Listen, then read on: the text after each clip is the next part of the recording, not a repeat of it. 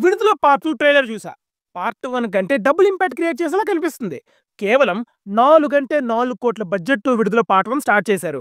But అది complete అయ్యేసరికి 50 కోట్లయింది. అయినా కూడా ఆ రా అండ్ రస్టిక్ ప్రెజెంటేషన్‌కి, అండర్‌లయింగ్‌గా ఉన్న థీమ్స్‌కి సినిమా హిట్ అయిపోయింది. ఇప్పుడు దానికి సీక్వెల్‌గా విడుదల 2 డిసెంబర్ 20కి రిలీజ్ అవబోతుంది. అసలు 0 ఎక్స్‌పెక్టేషన్స్‌తో రిలీజ్ అయిన విడుదల 1 అలా ఉంటే, ఇప్పుడు భారీ ఎక్స్‌పెక్టేషన్స్‌తో రిలీజ్ అయ్యే విడుదల 2 ఎలా ఉంటుంది? ఎందుకు విడుదల 2ని థియేటర్‌లో మిస్ అవ్వకూడదో ఈ వీడియోలో చూద్దాం. పదండి మరి. రీజన్ నంబర్ 1, వెట్రిమారన్ గారి మాస్టర్‌ఫుల్ స్టోరీ టెల్లింగ్. అసలు సినిమాలో క్యాస్ట్ ఎవరో కూడా మనకు తెలియనక్కర్లేదు. ట్రైలర్ కూడా రిలీజ్ చేయనక్కర్లేదు. పోస్టర్ మీద జస్ట్ తన పేరుంటే చాలు థియేటర్‌కి వరుస పెట్టి వెళ్ళేవాళ్ళు ఎంతో మంది. అది అతనికి మార్కెట్‌లో ఉన్న క్రేజ్.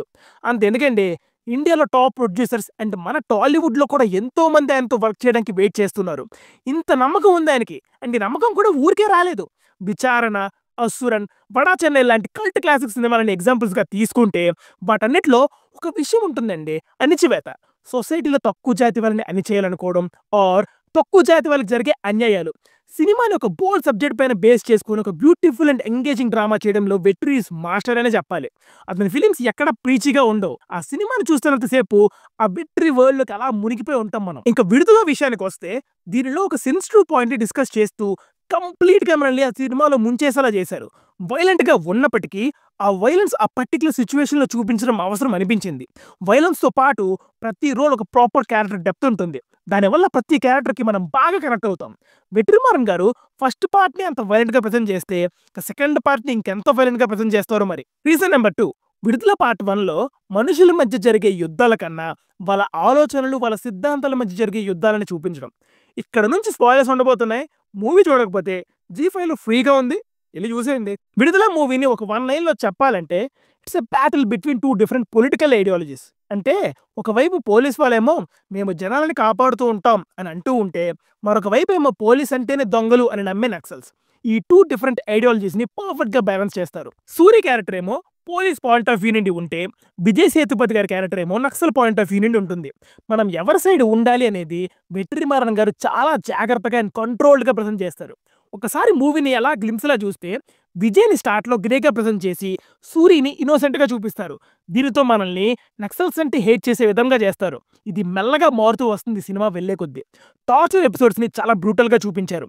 ఇన్వెస్టిగేషన్ పేరుతో జనాలను హింసించే పోలీసులని, అలానే పోలీసులని చంపే నక్సల్స్‌ని చాలా భయంకరంగా చూపిస్తారు. ఈ 2 సిద్ధాంతాలలో ఏది ఎక్కువ, ఏది తక్కువగా చూపించకుండా, ఒకదానిని ఒకటి తొక్కేయకుండా రెండిటిని ప్రాపర్‌గా బ్యాలెన్స్ చేశారు. అసలు ఎవరు కరెక్టో, ఎవరు తప్పో మనం డిసైడ్ అవ్వలేకపోతాం.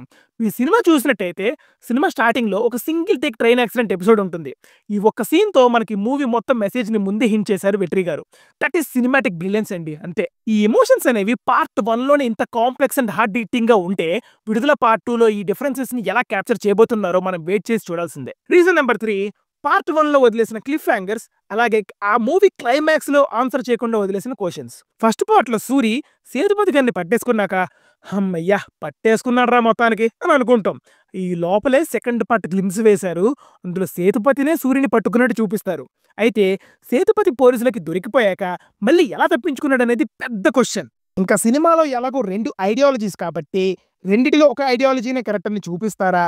లేకపోతే రెండిటిని మళ్ళీ బ్యాలెన్స్ చేసి, సింధూరం సినిమాకి కృష్ణవంశీ గారు ఇంత పెద్ద సమస్యకి సమాధానం చెప్పలేమని చెప్పినట్టు డిసిషన్‌ని ఆడియన్స్‌కే వదిలేస్తారనేది ఇంకొక పెద్ద క్వెషన్. అలానే సూరి క్యారెక్టర్ ఎటువైపు స్టాండ్ తీసుకోబోతుంది? అసలు తన డెసిషన్ కరెక్టా? రాంగా? అసలు ఫైనల్‌గా తను నక్సలైట్ వైపు వెళ్తాడా? లేకపోతే పోలీసుల వైపు వెళ్తాడా? అనేది ఇంకొక ఇంట్రెస్టింగ్ థింగ్ అండి. ఎందుకంటే ఫస్ట్ పార్ట్‌లో సూరి క్యారెక్టర్‌కి ఒక వైపు కథ మాత్రమే తెలుసు. ఇప్పుడు రెండో వైపు కథని తెలుసుకున్నాక తను ఎటువైపు ఉంటాడో చూడాలి మరి. ఇంక పెరుమాళ్ అదేనండి. విజయ్ సేతుపతి గారి క్యారెక్టర్ తను అనుకున్నది పోరాడి సాధిస్తాడా? లేకపోతే సొసైటీ ముందు, జనాల ముందు, పోలీసుల ముందు ఓడిపోతాడా? అనేది ఇంకొక ఇంట్రెస్టింగ్ క్వెషన్. ఈ క్వెషన్స్ అన్నీ ఒక మిస్టరీ అయితే, ట్రైలర్ చూసాక ఈ మూవీ పైన ఎక్స్‌పెక్టేషన్స్ మరింత పెరిగాయి. పార్ట్ 2లో విజయ్ సేతుపతి గారి క్యారెక్టర్‌ని చాలా డీప్ లెవెల్‌లో ఎక్స్‌ప్లోర్ చేయబోతున్నారని అర్థమవుతుంది. అసలు నక్సలిజం అండ్ నక్సలైట్స్ ఎలా పుట్టారు? వాళ్ళు ఎలా స్థాపించబడ్డారు, ఎలా ఎస్టాబ్లిష్ అవుతూ వచ్చారు, ఇవన్నీ కూడా ఐడియా రూపం నుంచి చూపించబోతున్నారని తెలుస్తుంది. దీనిలో పెద్ద పెద్ద వాళ్ళ ఇన్వాల్వ్‌మెంట్ ఉందని ట్రైలర్‌లో చూపించారు. పార్ట్ 1 లాగా సింపుల్‌గా హీరో వర్సెస్ హీరో డ్రామాల కంటే ఇది మరింత కాంప్లికేటెడ్ అని తెలుస్తుంది. ట్రైలర్ ఎండింగ్ పోర్షన్స్‌లో సూరి గారి క్యారెక్టరే మళ్ళీ సేతుపతి గారిని పట్టుకున్నట్టు చూపించారు. పార్ట్ 1 ఎండ్‌లో చూపించిన గేమ్స్ అండ్ ఈ ట్రైలర్ చూసాక ఆలోచిస్తుంటే చాలా ఎక్సైటింగ్‌గా ఒక ముక్కలో చెప్పాలంటే ఆగలేకపోతున్నాం sir. Reason number 4 the maestro Ilaiyaraaja గారి music and visuals. Music by Ilaiyaraaja అయితేనా ఒక మంచి నోస్టాల్జిక్ మన నాన్న జనరేషన్ లాంటి మ్యూజిక్ కైండ్ ఆఫ్ వైబ్ ఇచ్చిందండి. ముఖ్యంగా ఒక సాంగ్ ఉంటుంది.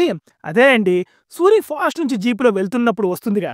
అందులో సూరి అండ్ హీరోయిన్‌కి మధ్య ఉండే సైలెంట్ రొమాన్స్‌ని ప్రాపర్‌గా క్యాప్చర్ చేస్తుంది.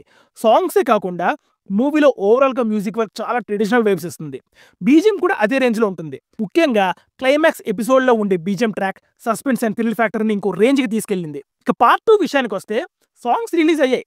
వాటిలో 2 ఆల్రెడీ బాగా హిట్ అయ్యాయి. ఇంకా విజువల్స్ అయితే ఐ ఫీస్ట్ కళ్ళు తెప్పబుద్ది అవుతుంది స్క్రీన్ మీద నుండి. డీప్ ఫారెస్ట్‌లో తీసిన ఎపిసోడ్స్‌ని ఐఫోన్‌లో తీశారంట. అసలు ఆ అడవిలో షూటింగ్ చేయడమే పెద్ద టాస్క్ అంటే మళ్ళీ అలాంటి బ్యూటిఫుల్ విజువల్స్‌ని తీసుకురావడం అంటే చాలా కష్టం. చూడాలి మరి పార్ట్ 2లో ఏ రేంజ్‌లో ఉండబోతుందో. ఇక reason number 5 excellent performances by Suri and Vijay Sethupathi. పోటాపోటీగా నటించారు. సూరిని ఇప్పటి వరకు కామెడీ రోల్స్‌లోనే చూసాం. ఈ మూవీలో అతని రోల్ చూసాక ఇంత టాలెంట్ ఇన్ని రోజులు ఎందుకు దాచావన్నా అని అనాలనిపించింది. సూరి గారి టాపిక్ వచ్చింది కాబట్టి చెప్తున్నా. రీసెంట్‌గా ఒక తమిళ్ మూవీ వచ్చింది. 'కట్టుకలి' అని. దానిలో సూరి గారి యాక్టింగ్ అయితే మైండ్ బ్లోయింగ్ అంతే. ఎంత రియలిస్టిక్‌గా చేశారంటే మాటలు రావట్లేదన్న అంతే. మూవీ చూడకపోతే చూసేయండి. పాయింట్ ఏంటంటే Suri is in excellent form. కాబట్టి తను ఖచ్చితంగా డిసప్పాయింట్ చేయడం అనిపిస్తుంది. విజయ్ సేతుపతి గారి గురించి స్పెషల్‌గా చెప్పాలా చెప్పండి. ఫస్ట్ పార్ట్‌లో కొంతసేపే ఉన్నా కూడా స్ట్రాంగ్ ఇంపాక్ట్‌ని క్రియేట్ చేశారు.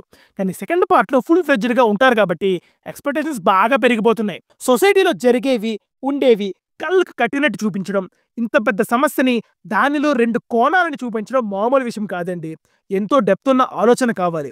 ఇలాంటి రా అండ్ రస్టిక్ డ్రామాస్ రావడం చాలా అరుదు. ఆ visuals, music, execution and writing వీటన్నిటికంటే కూడా ఎక్సలెంట్ ఎమోషన్స్ అండ్ పర్ఫార్మెన్సెస్. ఇలాంటివన్నీ ఖచ్చితంగా థియేటర్‌లోనే ఎక్స్‌పీరియన్స్ అవ్వాలి, చూడాలి, చూస్తున్నామంతే. వెట్రిమారన్ తన స్టైల్ మిస్ అవ్వకూడదని ఆశిస్తూ ఇవండి మాకనిపించిన పాయింట్స్. మేమేమైనా మిస్ అయ్యి ఉంటే కింద కామెంట్స్‌లో చెప్పండి. అలాగే పార్ట్ 1 చూసారా లేదా? అది కూడా కామెంట్స్‌లో చెప్పండి. మళ్ళీ నెక్స్ట్ వీడియోలో కలుద్దాం. Until then signing off. Team movies for you. By.